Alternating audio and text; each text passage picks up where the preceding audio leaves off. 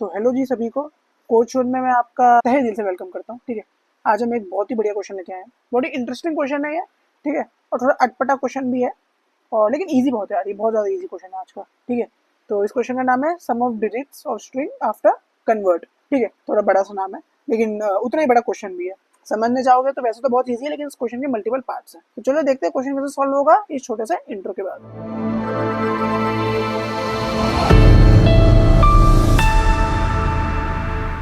तो ये हमें क्वेश्चन जो गिवन है, sum of digits of string after convert. Simple हमें समझ में आ रहा है कि यहाँ पे हमें डिजिट्स के सम के साथ कुछ करना है। ठीक है, और एक स्ट्रिंग गिवन होगी और कुछ कन्वर्ट करके, मतलब कि हमें डिजिट्स का सम करना है किसी स्ट्रिंग का, उसे कन्वर्ट करने के बाद।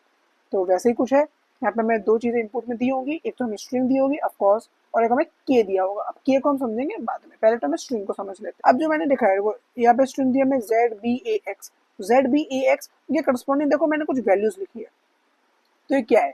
अब जैसे कि बताओ, ए हमारा कौन सा लेटर है? फर्स्ट लेटर है। और जेड हमारा कौन सा लेटर है? 26 लेटर है। तो इस हिसाब से बी कौन सा हुआ? सेकंड लेटर हुआ। सी कौन सा हुआ? थर्ड हुआ। डी कौन सा हुआ? फोर्थ हुआ। ऐसे ही वाई कौन सा हो जाएगा? 25। जेड हो जाएगा 26।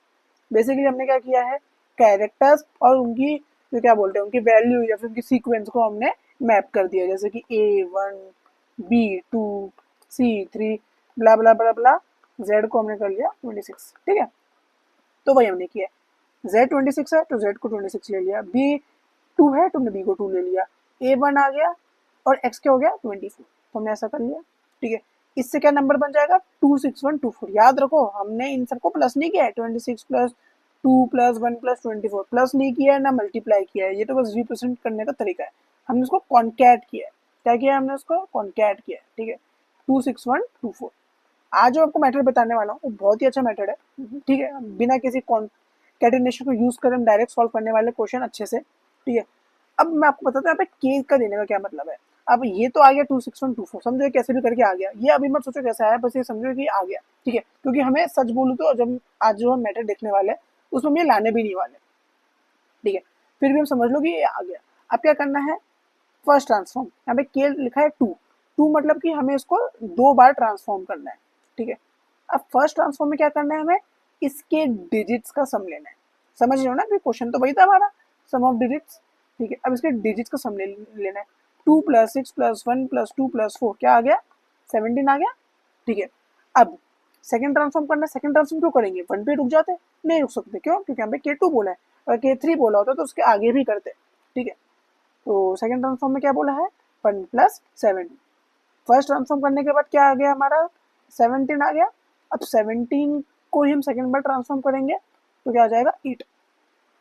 ठीक है, अब यहाँ पे 8 को अगर थर्ड बार ट्रांसफॉर्म करना पड़ता तो 8 प्लस 0, क्योंकि 8 तो अकेला ही है तो कुछ होता ही नहीं, तो 8 ही आ जाए। Third transform, fourth transform, fifth transform, जितना भी कर लो। ठीक है, लेकिन समझिए यहाँ पे 172 होता।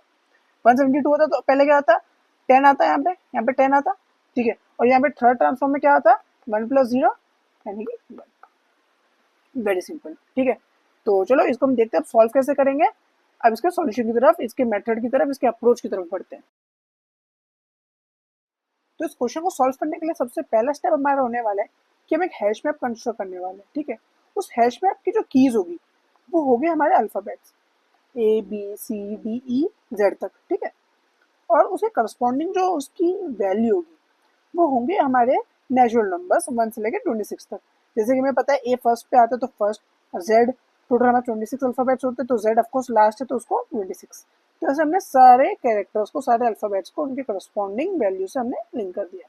ठीक है, ये हमारा फर्स्ट पार्ट ऑफ क्वेश्चन है। ठीक है, अब अगले पार्ट में हम देखते हैं अब हमें एक्चुअली क्वेश्चन दिया क्या हुआ। ये हैश मैप आपको कंस्ट्रक्ट करनी है। ठीक है, अब समझो मैंने एग्जाम्पल लिया है यहाँ पे एक्स वाई जेड।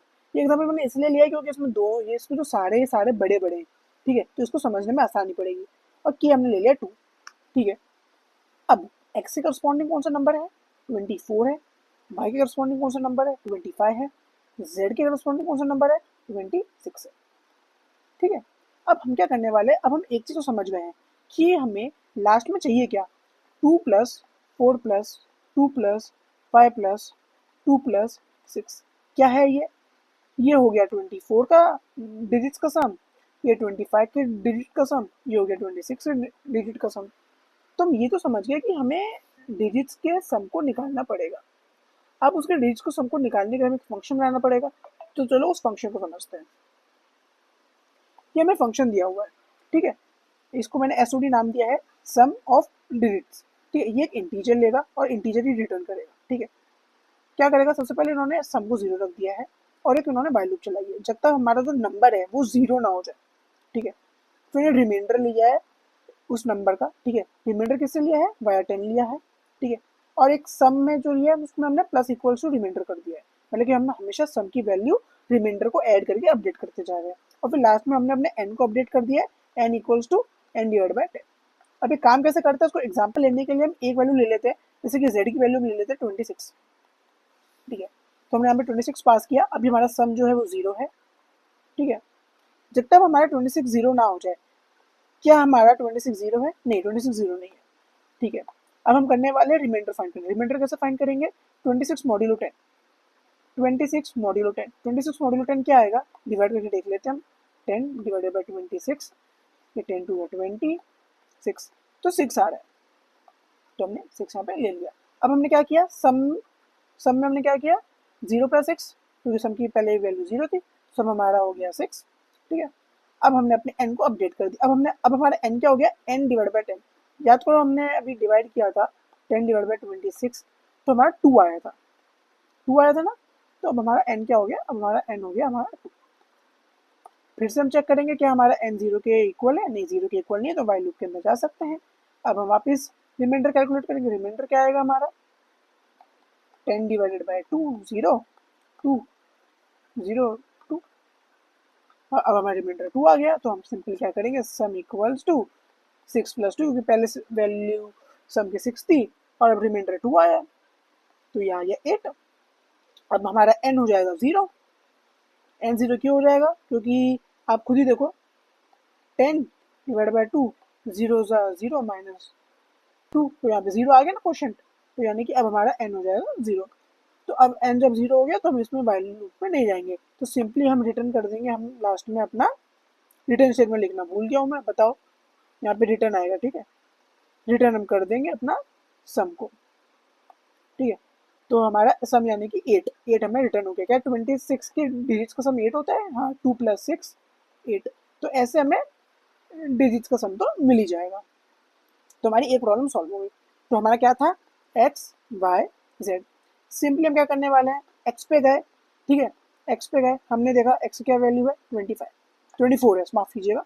हम एक्स पे गए, हमने देखा 24 है उसकी, तो हम उसको डिजिट का सम निकाल लिया, क्या आ गया 6 आ गया, प्लस कर लिया हमने। ठीक है, अब हम गए वाई पे, वाई का गया 25, 25 पे गए, 25 के डिजिट का सम निकाल लिया 7। अब हम गए जेड पे, जेड का क्या है 26, 26 के डिजिट का सम निकाल लिया हमने, आ गया 8। तो ये टोटल बन गया हमारा 21, 21 बन गया। अगर अब हम यहाँ पे चेक लगाएंगे, अगर हमारे k की वैल्यू 1 होती, अगर हमें k की वैल्यू 1 होती तो हमें 21 को रिटर्न कर देते। ठीक है, लेकिन अब हमें k की वैल्यू 1 नहीं, समझो हमें क्वेश्चन में हमने पहले देखा कि हमारे क्वेश्चन में क्या k की वैल्यू दी हुई है, क्वेश्चन में हमारे k की वैल्यू दी हुई है 2। तो हम सिंपली एक फॉर लूप चलाएंगे, for int I equal to 1 से चलाएंगे, कहाँ तक, लेस देन k तक, और i प्लस प्लस। इसमें सिंपली हम कुछ नहीं करने वाले हैं।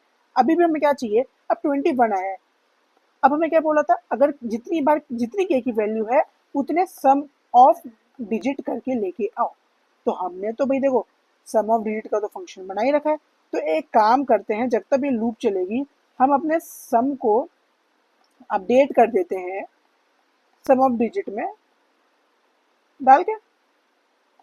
यहाँ मैंने क्या किया, अब मैंने देखो यहाँ क्या किया है, मैंने यहाँ मैंने सम की वैल्यू अपडेट कर दी है उसके डिजिट्स के सम से, यानी कि अब हम देखो ये फंक्शन क्या रिटर्न करके देगा, ये वाला फंक्शन है, इसमें अगर मैं 21 डालूँ, ये तो सब मानते हो कि अगर मैं सम ऑफ डिजिट में 21 डालूँ तो क्या रिटर्न करके देगा 3। तो अब हमारा सम क्या हो जाएगा, यहाँ पे 3 हो जाएगा, और यही तो चाहिए हमें, क्योंकि हमारा अभी के क्या था, हमारा के था हमारा 2, तो एक ही बार चलेगा। अगर हमारा के समझो 3 होता, समझो कि हमारा के 3 होता, सपोज हमारा के जो होता और 3 होता, ठीक है, और समझो हमारा नंबर जो हमें ऐड करके मिला है, अभी तो हमें क्या मिला है 21, समझो 21 नहीं होता वो 219 होता, समझो सपोज करो ये 219 होता, ठीक है। तो हम क्या करते हैं, सबसे पहले तो ये तो होता हमारा k इक्वल्स टू 1 के लिए, k इक्वल्स टू 2 के लिए क्या हो जाता है हमारा 2 प्लस 1 प्लस 9 करेंगे हम लोग, 2 प्लस 1 प्लस 9 यानी कि 12 हो जाता। अब हम k इक्वल्स टू 3 के लिए क्या करते हैं, 1 प्लस 2, तो ये 3 हो जाता है, तो हमें 3 मिल जाता है, ठीक है। तो सिंपली हमें ऐसे ही करना है और लास्ट में हम रिटर्न कर देंगे अपना सम। तो ये था, बहुत ही सिंपल क्वेश्चन था, ठीक है। इसमें कुछ बात नहीं है, बस ये पार्ट्स में बटा हुआ क्वेश्चन है, ठीक है। तो वीडियो कैसी लगी आप जरूर बताना, ठीक है। लाइक शेयर सब्सक्राइब जरूर कर लेना, और कोई भी डाउट हो तो कमेंट्स में जरूर पूछना, ठीक है।